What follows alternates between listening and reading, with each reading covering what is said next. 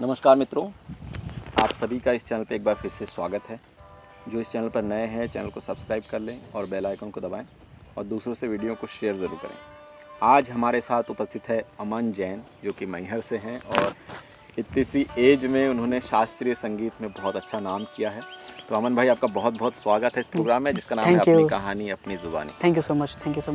तो हम जानना चाहते हैं आपका स्कूलिंग, आपका जन्म स्थान, आपका एजुकेशन व इस फील्ड के प्रति आपको किसने प्रेरित किया, उस विषय में दर्शकों से आप ज़रूर कुछ शेयर कीजिए। मेरा जन्म मध्य प्रदेश के मैहर टाउन में हुआ है, जो कि माँ शारदा की नगरी और पद्म विभूषण उस्ताद अलाउद्दीन खां साहब की नगरी कर्मभूमि मानी गई है।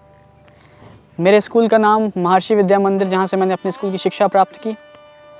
उसके बाद चूँकि वहाँ का माहौल संगीतमय था, तो मेरे को संगीत का बहुत ज़्यादा शौक़ हो गया और इस दौरान मैं संगीत में बहुत ज़्यादा अंदर तक आ गया। जी। तो आप इस जैसे शास्त्रीय संगीत में एक गुरु की भी ज़रूरत होती है। जी। तो आपको गुरुजी कहाँ मिले और कैसे आपसे उनका परिचय हुआ, या आपने उनसे एक जो स्थान बनाने के लिए आपने कैसे शुरुआती दिनों में जो एक जी। क्या बोलते हैं बहुत जद्दोजहद की, उस विषय में हम जानना चाहते हैं। बहुत मुश्किल टाइम था वो मेरे लिए। आई थिंक बहुत ज़्यादा मुश्किल टाइम था, क्योंकि शुरुआत में तो जो मैहर कॉलेज के जो नॉर्मली ऐसा होता ही है कि जो अपने मैहर के कॉलेज के जो गुरुज़ हैं उनके पास ही पहले जाते थे। फिर कटनी भी गए सीखने के लिए। फिर केरल में सेमिनार हुआ था, तो चाचा जी के साथ, अपने जयंत जैन जी के साथ केरल के सेमिनार में भी गए गुरु की तलाश में। लेकिन भगवान का आशीर्वाद वापस मैहर ही आके मिला। इसी दौरान संगीत समारोह होता है, जो कि पूरे विश्व में प्रसिद्ध है, उस्ताद अलाउद्दीन खान संगीत समारोह। उसमें 2010 में जब गुरुजी को पद्म भूषण मिला था, तब गुरुजी आए थे मैहर। और मेरे चाचा से मैंने बोला कि चाचा मुझको सीखना है। उनका मैं तो एकदम दिमाग ही खा गया था एकदम। तो उन्होंने कहा चलो ठीक है, तुम एक काम करो, कॉलेज स्कूल से छूटोगे तो सीधे हमारे पास आ जाना, हम तुमको गुरुजी से मिलवा देंगे। लेकिन गोविंद भैया क्या हुआ, वहाँ पर उसी दौरान एक कंपटीशन हुआ था। हमारे एमपी का बहुत बड़ा कंपटीशन माना जाता है वो। और उसको ZTV सारेगामापा वाले लोग ऑर्गेनाइज़ कर रहे थे। तो उस कंपटीशन में ऐसा था कि जो भी विनर होगा उस कंपटीशन का, उसको हम सारेगामापा में वाइल्ड कार्ड एंट्री दिलाएंगे। तो I am very super excited for that competition. और मैं वो by the grace of God मैं वो कंपटीशन जीत भी गया। और पूरा घर, पूरे मैहर में एकदम धूम मच गई कि हमारे छोटे से शहर, मध्य प्रदेश के छोटे से शहर मैहर का एक लड़का संगीत के क्षेत्र में बहुत अच्छा खासा नाम कर रहा है, अच्छा कर रहा है। तो जब क्या होता है ना कि जब बहुत तारीफ़ मिलती है, और उस समय 8 के 8 जैसे आपने वो एक टाइम था कुमार शानू सर का, हालांकि टाइम तो आज भी उनका, लेकिन एक टाइम था जब वो 5 साल उन्होंने लगातार जो है अवार्ड जीते थे बॉलीवुड में, है ना, वो तो सबको ही पता है वो। तो जितने भी कंपटीशन होते थे, best singer, super singer, Lata Mangeshkar award, मतलब सारे कंपटीशन जीत गए। फर्स्ट सेकंड आना ही नहीं है, जाना है मतलब फर्स्ट आना है। सही। तो जब एक लगातार कोई छोटे से गांव का लड़का कोई कंपटीशन में जीतता है, विन करता है, तो थोड़ा सा एक घमंड या ईगो स्वाभाविक है, आ ही जाता है वो। तो मुझको लगने लगा था कि आई एम द बेस्ट। लेकिन जब सब सही कर दिया गुरुजी के सामने। मेरे चाचा वैसे ही एक्साइटेड थे, हमको लेके गए उनके रूम में, गुरुजी के जहाँ रुके हुए थे गुरुजी, मतलब हमारे होटल में ही रुके थे, दीप पैलेस में रुके हुए थे गुरुजी। तो चाचा हमको लेके गए और बोल दिए उनसे कि हमारा भतीजा है, सारेगामापा का चैंपियन है। गुरुजी से बोल रहे हैं, मतलब जो न जाने कितने बेस्ट सिंगर जिन्होंने जीता हो, उन गुरुजी के पीछे घूमते हैं, बस 2 मिनट फ़ोटो बस खिंचवाने का मौका मिल जाए गुरुजी से। गुरुजी सर में हाथ रख दें तो थोड़ा बहुत गॉड गिफ्ट गला, जैसे आवाज़ अच्छी थी, सुरीली आवाज़ थी। और जो भी हमने थोड़ा बहुत अचीव किया था वहाँ पर मैहर में, गुरुज जितने भी थे सब गुरुजी को गुरुजी ने कहा कि का सुनाई बे। हाँ, तो मैंने कहा कि गुरुजी मैं राग गौड़ मल्हार सुनाऊंगा आपके सामने। हाँ, राग गौड़ मल्हार रख रहा हूँ। हम्म, तो अच्छा बहुत बढ़िया, क्या एज है तुम्हार? हाँ, गुरुजी बोले का एज है तुम्हार? मैंने कहा गुरुजी 14 साल का हूँ मैं तो अभी। हम्म, अच्छा 14 साल की उम्र में राग गौड़ मल्हार गई बे? हाँ, यमन अमन ना सीख ले हुआ का? हाँ, मैंने नहीं, हमारे गुरुजी सीधे बड़ा राग हमको सिखाए। छोटे मैं अभी इतना मूर्ख था, गुरुजी से बोल रहा हूँ छोटे मोटे राग नहीं सीखता गुरुजी में बड़ा। बहुत बढ़िया। तो बस फिर हालांकि जो मैंने गाया था गाना वो राग तिलक कामोद में था, ओके, फिल्म का गाना था वो। गुरुजी को लगा कि चलो छोटा ख्याल गाएगा, हमारे पास आया तो मैंने राग गौड़ मल्हार को तिलक काम। अच्छा, छोटा ख्याल क्या होता है और बड़ा ख्याल क्या होता है?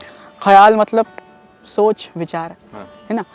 ख्याल जैसे किसी भी एक बोल ले लिया अपन ने, जैसे नीरे गर नीरे सा। अब बड़ा ख्याल में क्या होता है, एक ही बोल को हम लोग उसमें बहुत ज़्यादा इम्प्रोवाइजेशन करते हैं, वैराइटीज़ दिखाते हैं। जैसे शाम बजाए, जैसे सा सा बने से जागे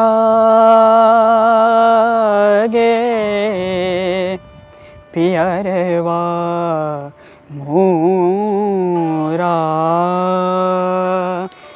तोरी उमर दिन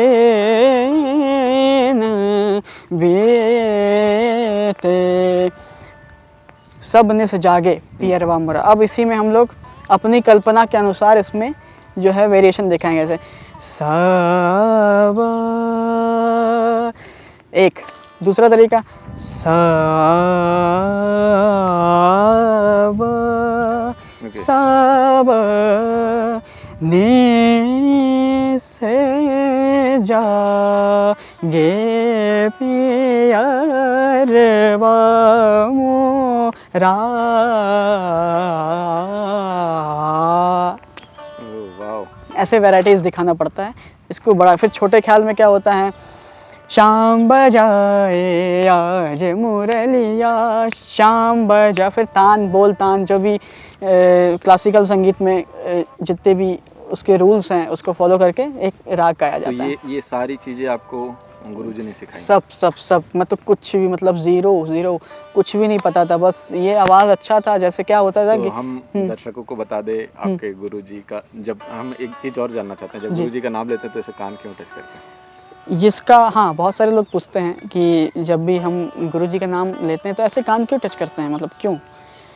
तो जैसे कि हमारे बड़े बुजुर्ग हमको सिखाते हैं संगीत में, चाहे किसी भी फील्ड में, जिसको आप अपना गुरु मानते हैं, जिसको आप अपना गॉड मानते हैं, जिसको आप अपना आइडियल मानते हैं कि हमको उनके पद चिन्हों पर चलना है, तो उनका नाम नहीं, मतलब ज़ुबान पे बड़ी ही रिस्पेक्ट और तमीज़ से वो अपने आप ही रिस्पेक्ट आ जाता है। और गुरुजी का नाम ले रहे हैं सीधे, वो एक तौहीन होती है, उनका अपमान होता है। तो हम लोग उनको रिस्पेक्ट देने के लिए, उनका नाम बोलने के लिए एक ये ऐसा। तो हम आपके गुरुजी का नाम जानना चाहते हैं। मेरे गुरुजी का नाम है पद्म विभूषण पंडित छन्नूलाल मिश्रा जी, जिन्होंने बॉलीवुड में भी गाया है और हमारे वर्ल्ड में संगीत का प्रचार प्रसार लोगों तक सरलता के माध्यम से कैसे पहुँचे, गुरुजी ने ही प्रचार किया है। ओके जी।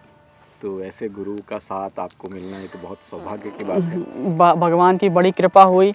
गुरुजी ने बोला कि एक काम करो, गर्मी की छुट्टी में मेरे चाचा ने बोला गुरुजी अब लड़का हमारा पगला गया है, एकदम दिमाग ख़राब हो गया है, आप कुछ कर दीजिए इसको। तो गुरुजी ने कहा चलो कोई बात नहीं, गर्मी की छुट्टी में आना, कॉपी पेन लेते आना अपना, उसमें कुछ लिखवा देंगे हम, तो उसको रियाज़ करते रहना अपना, तो कुछ ठीक हो जाएगा। तो मैं तो एकदम मैंने कहा ठीक है आ जाएंगे, कोई दिक्कत। परंतु क्या हुआ, रात को भोर में 3 बजे गुरुजी का कार्यक्रम था संगीत समारोह में, और वो मैंने सुना by the grace of God. इतना वो गाना मैंने आज तक फिर नहीं सुना कभी। ओके, कौन सा सॉन्ग था वो, मतलब कौन सा गाना था? ख्याल था राग नट भैरव, उन्होंने सुनाया था गुरुजी ने। और बड़े बड़े सिंगर एक ही बंदिश को किस तरीके से गा सकते हैं, उन्होंने पूरा उसमें वो पटियाला घराना, बनारस घराना, दिल्ली घराना, लखनऊ घराना, कैसे लखनऊ इतने सारे घराने हैं, वहाँ के उस्ताद एक ही बंदिश को किस तरीके से प्रेजेंट करते हैं, वो तो मंत्रमुग्धकर हो गया था। तो राग से पता चल जाता है कि ये कौन से घराने का गाना गा रहे हैं? नहीं, राग के अंदर जो हम लोग स्वरों का इस्तेमाल करते हैं ना, गायक के गाने के स्टाइल से हम लोग समझ जाते हैं कि ये कौन से घराने का गायक होगा। ये कौन से, कैसे पता चलता है वो, जरा डिफरेंस? जैसे मान लीजिए हाँ, जैसे एक शब्द ले लिया हमने, अब तो से नैना, बनारस के कोई सिंगर होगा तो कैसे गाएंगे इसके? तो से नैना, नैना, नैना,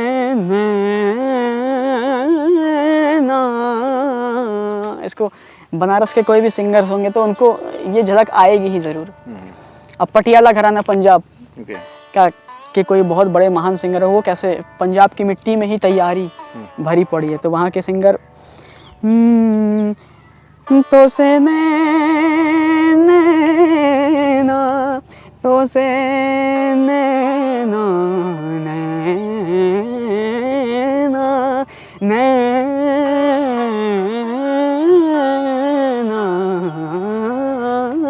नैना, इस तरीके से अगर कोई गाता है तो वो खींच जो एक तान जो लंबे स्वर में लेके जाना, हाँ, मतलब वो पटियाले में गाते हैं।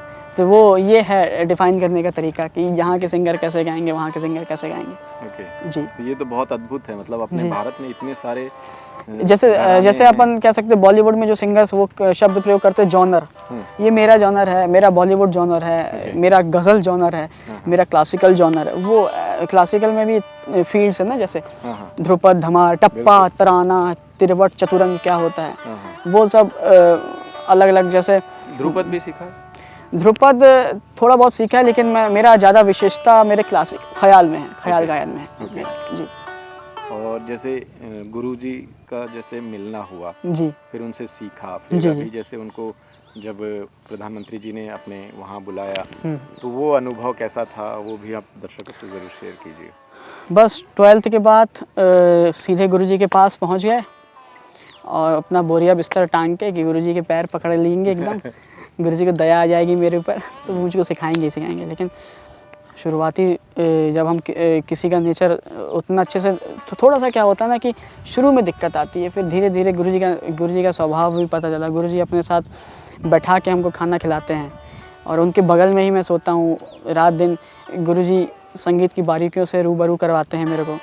तो 12th के बाद मैं प्रॉपर बनारस गया और वहाँ पर सबसे पहले, चूँकि 12th के बाद स्टडीज़ भी बहुत ज़्यादा ज़रूरी है, बिल्कुल, तो सबसे पहले चूँकि मेरा इंटरेस्ट म्यूज़िक में ही था तो मैंने म्यूज़िक में ही ग्रेजुएशन किया। वहाँ पर काशी हिंदू विश्वविद्यालय में फैकल्टी ऑफ परफॉर्मिंग आर्ट्स, जहाँ पर हमारे वर्ल्ड के बहुत सारे अच्छे गाने, चाहे गायन ले लीजिए, चाहे सितार ले लीजिए, चाहे तबला ले लीजिए, चाहे फ्लूट ले लीजिए, बहुत सारे लोग वहाँ पर ये सब सीखने आते हैं और इसमें डिग्री हासिल करने के लिए आते हैं। तो वहाँ पर मैंने पढ़ाई कर रहा था और गुरुजी के यहाँ घर में मैं रहता था। गुरुजी मुझको सुबह 9 से 11 बजे तक रियाज़ कराते थे। फिर मैं BHU निकल जाता था साइकिल से अपनी। BHU जहाँ गुरुजी का घर था वहाँ से 7 किलोमीटर था BHU। तो साइकिल से मैं पहुँच जाता था BHU। वहाँ पर बच्चों को सुनता था, वहाँ पर कंपटीशन लेवल देखता था, what is the level of competition in music. तो कंपटीशन म्यूज़िक का लेवल देखता था मैं कि क्या है। उसके बाद घर में आके रियाज़ करता था। गुरुजी से बताता था, गुरुजी ये क्या होता है, ये कैसे होता है। तो वो तो कभी कभी फ्रस्ट्रेट होकर भगा दिया करते थे, भागो यहाँ से, बाद में हमको नहीं। ये तो होता है, लेकिन फिर वो का जो मूड है वो कब स्विंग हो मालूम नहीं चलता। फिर वो थोड़ा देर विचार करते, सोचते अरे बच्चा है बेचारा, बड़ा दूर से आया है सिखा देते हैं इसको। तो फिर वो गुरुजी मेरे को कॉपी ले आओ, कॉपी ऐसे डांट के लावा कॉपी अपनी। तो गुरुजी हमारे खुद ही पेन से लिखना चालू कर देते थे और फिर बताते थे इसको ऐसे गाना है, इसको ऐसे गाना है। और इतना प्यार, इतना स्नेह है गुरुजी का कि पूरा इंडिया गुरुजी ने मुझको घुमाया है। संकट बड़े से बड़ा फेस्टिवल जहाँ पर अपकमिंग्स जो सिंगिंग फील्ड में आ रहे हैं, क्लासिकल फील्ड में आ रहे हैं, वो लोग गाने के लिए तरसते हैं, वहाँ पर गुरुजी ने हमको ऐसे ही गवा दिया था। वहाँ पर कोई दिक्कत नहीं। अनुभव कैसा रहा? फर्स्ट अनुभव मेरा था संगीत परफॉर्मेंस देने के पहले तो बहुत ज़्यादा ही डरा हुआ था मैं, लेकिन वहाँ पर डर से काम नहीं चलता क्योंकि बगल में मेरे गुरुजी बैठे हैं। तो अगर मैं डरूंगा तो गुरुजी की डांट तो पड़ेगी, क्योंकि इतना बड़ा तुमको मंच दे रहे हैं, तुम डरते हो, क्या करते हो।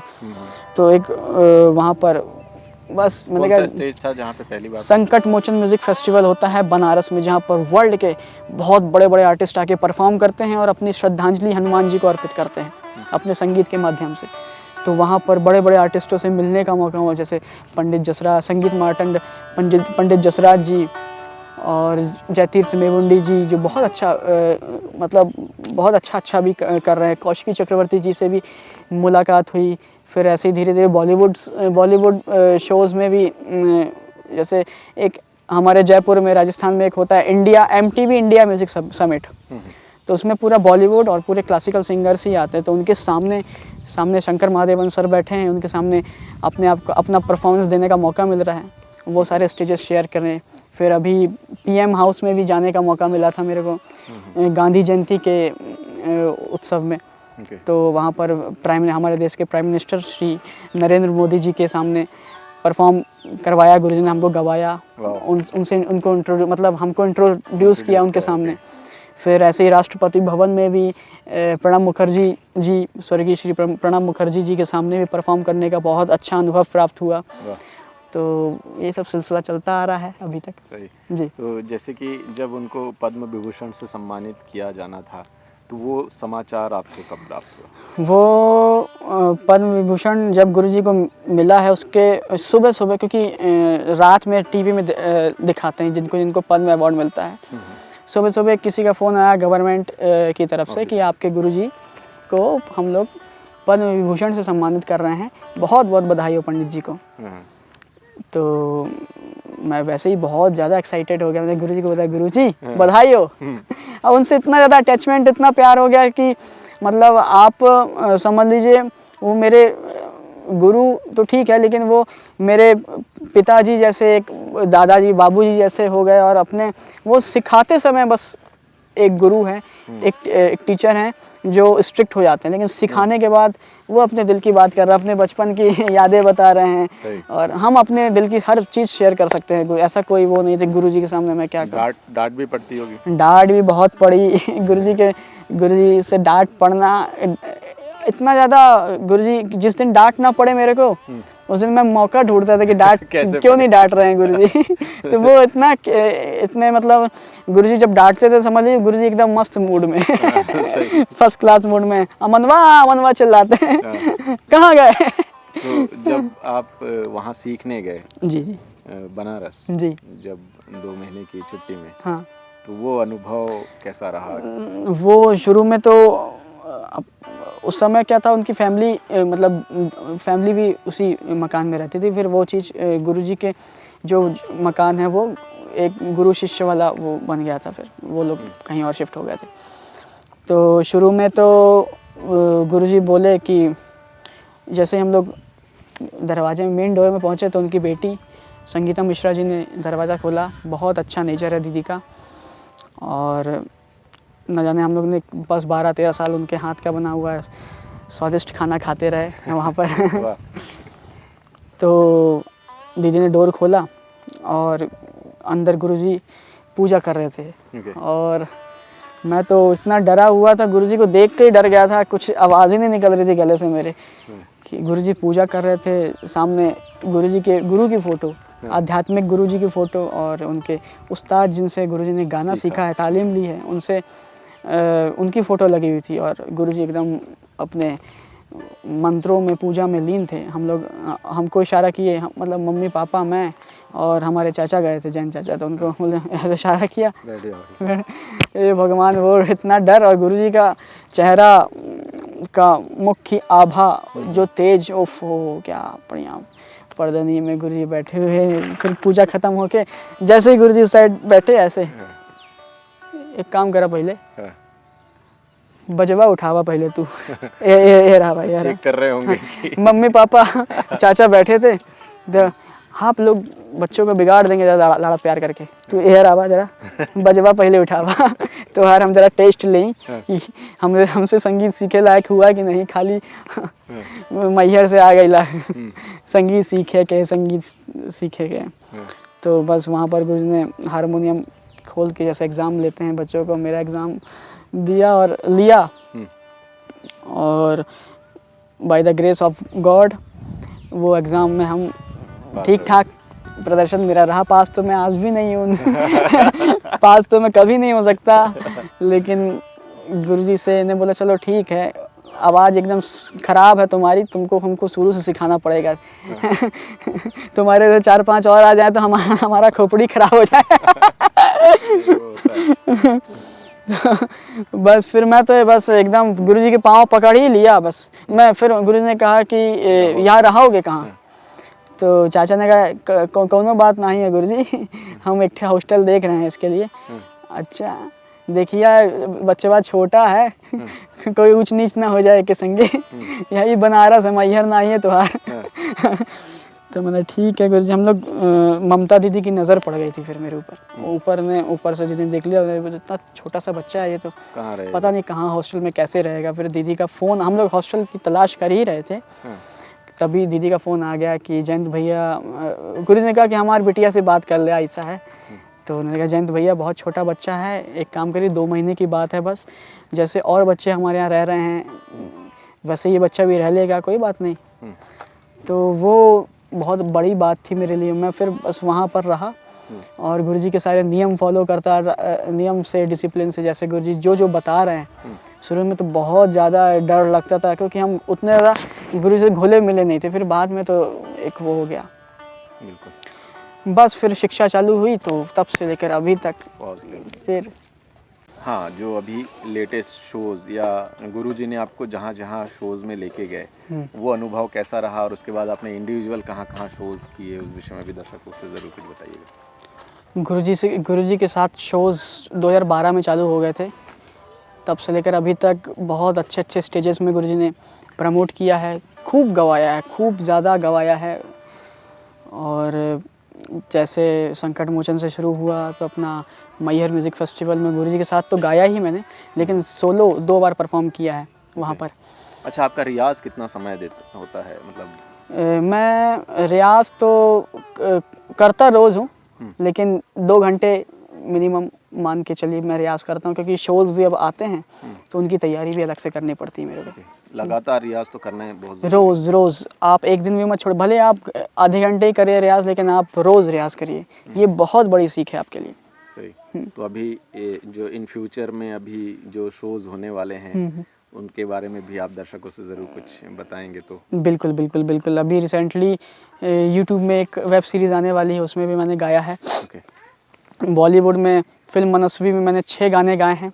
मेरी टीम कृष्ण कुमार उपाध्याय और हेमंत भाई ने उस फिल्म में बैकग्राउंड स्कोर भी किया है, और साथ में उसके सारे गाने 6 ट्रैक्स मैंने गाए हैं, उसमें परफॉर्म किया है। उसके साथ ही वेब सीरीज़ जो आने वाली है उसका क्या नाम है? वेब सीरीज़ का नाम अभी मुझको उतना पता नहीं है, आने वाला है बस तो। और उसके बाद अभी शोज़ भी बहुत लगातार चली। परफॉर्मेंस में अभी कहाँ है? अभी नेक्स्ट मंथ रिसेंटली एक और उदयपुर है, और उदयपुर फेस्टिवल है, उसके बाद कानपुर फेस्टिवल है, उसके बाद फिर लगातार शोज़ हैं। जयपुर म्यूज़िक फेस्टिवल है, बहुत बड़ा फेस्टिवल है। तो दोस्तों जो भी उदयपुर में हैं, कानपुर में हैं और जयपुर में हैं, आप उनको इनके इंस्टाग्राम लिंक या फेसबुक से उनको कनेक्ट कर सकते हैं। जो भी हो उनके शोज़ आप ज़रूर देखें और मिस ना करें। और लास्ट में हम जानना चाहेंगे, जो नए स्टूडेंट्स हैं, जो नए विद्यार्थी हैं, उनके लिए आप क्या मैसेज देना चाहेंगे? जो नए स्टूडेंट हैं, जो अभी क्लासिकल म्यूज़िक या किसी भी बॉलीवुड म्यूज़िक, क्लासिकल म्यूज़िक, फोक, सूफ़ी, कुछ भी किसी भी फील्ड में आना चाह रहे हैं, उनके लिए मैं कहूँगा 2 राग साधिए बहुत अच्छे से, राग यमन और राग भैरवी। क्यों साधिए? क्योंकि हमारे हिंदुस्तानी क्लासिकल म्यूज़िक में 12 नोट्स होते हैं, 12 सुर होते हैं, और अगर ये दोनों रागों का रियाज़ करेंगे तो आपके सारे 12 के 12 सुर कवर हो जाएंगे। एग्जाम्पल के रूप में सा नी रे गा मा पा मा रे गा रे धा नी सा, नी रे गा मा दा नी दा दा मा गा रे दा नी रे गा मा दा नी दा दा मा गा रे दा नी रे गा मा दा नी सा रे गा गा रे दा नी दा रे रे सा रे दा दा नी दा मा दा नी दा मा दा नी दा मा दा मा गा रे गा मा गा रे सा। ये हुआ राग यमन। तुरंत अगर किसी ने कह दिया राग भैरवी आइए तो सोचने का नहीं, इतना प्रैक्टिस होना चाहिए कि आप तुरंत राग भैरवी के सुर चालू हो जाए। पा बा मा पा दा बा मा गा रे रे गा मा पा दा बा मा गा रे सा। बाटे चलत मोहे छेड़त बने वारी, बाटे चलत मोहे छेड़त बने वारी, कृष्ण कन्हई बर जोरी करत मोसे बाटे चलत। नी दा बा मा गा रे सा। बाटे चलत से दे दा बा मा गा रे सा। बाटे चलत सा रे गा रे गा मा गा मा पा मा पा दा बा दा नी दा नी दा नी दा नी दा नी दा नी पा दा नी दा मा पा दा बा गा मा पा मा रे रे गा मा पा दा नी दा बा मा गा रे सा। बाटे चलत बाटे चलत। वाह, बहुत बढ़िया। Thank you so much. अच्छा, दूसरा एक चीज़ जो अभी गवर्नमेंट की ओर से जो कॉलेजेस हैं जिनकी स्थिति बहुत दयनीय है, तो गवर्नमेंट को आप कुछ बोलना चाहेंगे इस वीडियो के माध्यम से? अगर उन तक बात पहुंचती है तो कम से कम थोड़ा सा सुधार, क्योंकि घराने बहुत सारे हैं अपने यहाँ। बिल्कुल बिल्कुल। और इतने घराने हैं और वो धीरे धीरे धूमिल होते जा रहे हैं। धूमिल होते जा रहे हैं, बिल्कुल। हमारे देश की गवर्नमेंट से मैं यही कहना चाहूँगा कि हमारे हिंदुस्तान में बहुत सारा टैलेंट की खदान है, बहुत अच्छे अच्छे बच्चे हैं। जैसे एग्ज़ाम्पल के रूप में मैं ही अभी, चूँकि अभी मैं 1-2 महीने से मैहर में हूँ, तो मैं गोविंद भैया मैं बताना चाहता हूँ, हर संडे मैं बच्चों को वहाँ निःशुल्क शिक्षा दे रहा हूँ। वहाँ कॉलेज में? वहाँ के कॉलेज में नहीं, कॉलेजेस में मेरे आवास पे बच्चे आते हैं, और जो बच्चे अच्छा गा रहे हैं वहाँ पर उनको निःशुल्क सिखा रहा हूँ, जो भी मेरा एक्सपीरियंस था, और वो बहुत अच्छा कर रहे हैं वो बच्चे। ऐसे ही मेरा इंडिया के गवर्नमेंट से मैं ये कहना चाहता हूँ कि जो हमारे देश में जो भी अच्छे गाने वाले बच्चे हैं, उनको आप लोग अच्छी शिक्षा अच्छे टीचर्स के माध्यम से देंगे। जैसे बहुत बड़े बड़े कलाकार हमारे हिंदुस्तान में जो फेस्टिवल्स वगैरह में गाते रहते हैं, उनको एज ए आप प्रोफेसर के रूप में वहाँ पर वो लोग जाएं, और कम से कम बच्चों को कुछ 1-2 महीने का वर्कशॉप दे, जिससे बच्चों के अंदर संगीत की अच्छी नींव पैदा होए, और वो अच्छा से अच्छे संगीत का प्रचार प्रसार हमारे पूरे वर्ल्ड में करें, क्योंकि यही कल का फ्यूचर है। और कल को ये लोग बाहर जाएंगे तो पूरे वर्ल्ड में हमारे इंडिया की जो परंपरा है वो बहुत अच्छे से लोग देख पाएंगे। भारत की एक पहचान जो म्यूज़िक के माध्यम से, जैसे तानसेन खुद ही यहाँ के रहे हैं। हाँ बिल्कुल बिल्कुल, तो बिल्कुल। उनका नाम है, और वो बहुत ज़रूरी है कि जो ऐसी संस्थान हैं उन सब का रख रखाव, उन सब चीज़ों पे ध्यान दिया। हाँ, ध्यान दिया, अच्छे टीचर्स आए वहाँ पर, है ना? टीचर्स हो, म्यूज़िक की जो इंस्ट्रूमेंट है जो नए हो, उसका रख रखाव में भी बहुत ध्यान देने की ज़रूरत है, नहीं तो हमारा देश का जो रियल म्यूज़िक है वो समाप्त हो जाएगा।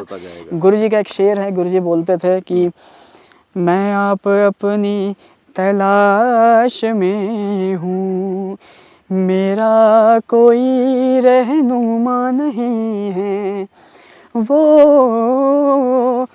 वो क्या दिखाएंगे राह मुझको, जिसे खुद अपना पता नहीं है। तो जिन गुरु के पास सही में ज्ञान हो, उनके पास जाइए, उनकी सेवा करिए और उनसे गाना सीखिए। बिल्कुल, मैं यही कहना चाहूँगा। तो बहुत बहुत धन्यवाद अमन भाई आपका इस बातचीत के लिए। जी जी, आपने इतना सारा समय निकाला। हमने बहुत सारे जगह शूट के लिए जगह जगह ढूंढ के आए। हाँ। फिर हमें आके एक ऐसी जगह हम बैठे हैं जहाँ पे बाजू में झरना है और पीछे आप देख रहे हैं मंदिर जी, और ऐसा सुकून वाली जगह यहाँ रियाज के लिए भी बहुत अच्छी जगह है। तो मैं हमारे भारत की देश की जनता से ये कहना चाहूँगा कि हमारे गोविंद भैया बहुत सुंदर कंटेंट, बहुत नॉलेजेबल कंटेंट यूट्यूब में दे रहे हैं आप सभी के लोगों के लिए। तो मेरी रिक्वेस्ट है, मेरी प्रार्थना है कि ज़्यादा से ज़्यादा इसको शेयर, लाइक, सब्सक्राइब और कमेंट करना ना भूलें, जिससे कि आपके लिए आपके पास अच्छा कंटेंट आपके पास पहुँचे। Thank you so much. और कमेंट्स के माध्यम से आप हमें बताएं कि हमारे जो बातचीत हैं आप लोगों को कैसे लग रहे हैं। तो इसी के साथ हम आप सभी से आज्ञा चाहते हैं। नमस्कार, जय हिंद। जय हिंद। दोस्तों, अमन भाई के चैनल का भी लिंक नीचे डिस्क्रिप्शन में दिया हुआ है, तो आप लोग जितना प्यार मेरे चैनल को दे रहे हैं, आप उनके चैनल को भी उतना ही प्यार दें। और इसी के साथ हम कल फिर मिलते हैं। नमस्कार।